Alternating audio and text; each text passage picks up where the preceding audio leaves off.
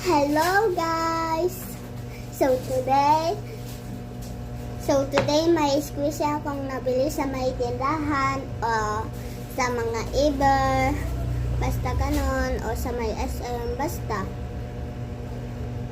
So today i-rate nyo yung mga squishy ko o yung mga puppet, basta yung mga fidget ko talaga, i-rate nyo dyan sa may comments. So una ay bata. Parang nasira siya. Dagdag naman. Ang ganda ng yung bago. So, may tunog din siya. So, ano yung rate nyo dito sa may butter na to? Okay, i-put mo sa my comments. Next, yung RSVC. May mukha din siya, pero matatanggal na. Sayang.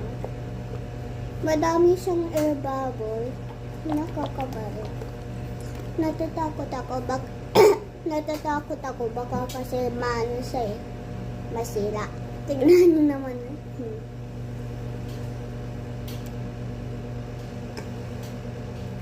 Short and long.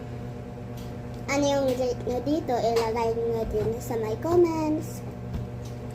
Next, yung slow rising na na sila. Tignan nyo.